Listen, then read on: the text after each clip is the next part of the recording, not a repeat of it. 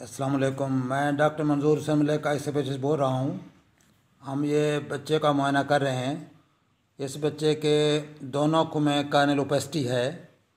तो इसमें डर ये होता है कि इन बच्चों में काला मोतिया होता है, तो उसमें भी इसी तरह सफ़ेदी आ जाती है कार्निया में। तो उसके साथ इनकी जो कार्निया बड़ा साइज़ बड़ा होता है और कार्नियोलोपेस्टी होती है और फोटोफोबिया होता है, लाइट चुभती है, पानी आता है और साथ ग्लाकोमा होता है उनमें बाज़ात। तो इसमें फिर हम इसको मुआयना करते हैं, इसका कार्नियल डायमीटर देखते हैं, प्रेशर देखते हैं। तो इस बच्चे का कार्निया भी छोटा है साइज़ में और आँख का प्रेशर भी वो ज़्यादा नहीं है, नॉर्मल है। तो लिहाजा ये काला मोतिया तो नहीं हो सकता, लेकिन इसको सफ़ेद जो है कार्नियोलोपेस्टी है, पैदाइशी कार्नियोलोपेस्टी है।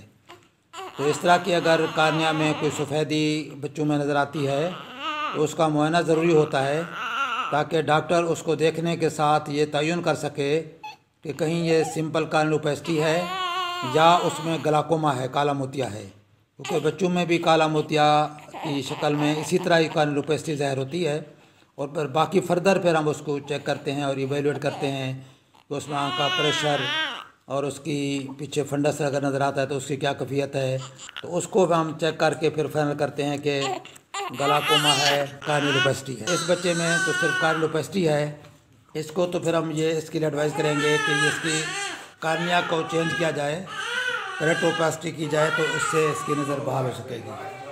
तो ये इन्फॉर्मेशन देने का मतलब ये है कि आपके बच्चों में, ख़ानदान में, कोई अड़ोस पड़ोस पे कोई ऐसे लोग बच्चे होते हैं जिनमें पैदाइशी तौर पर कार्निया वाइट नज़र आता है, तो उसको फिर आप उनको गाइड कर सकते हैं कि उनको फौरी तौर पर मुआयना कराना चाहिए, ताकि इस बात का तयन डॉक्टर कर सके कहीं उसमें काला मोतिया तो नहीं है या सिर्फ कार्नियोलोपेस्टी है।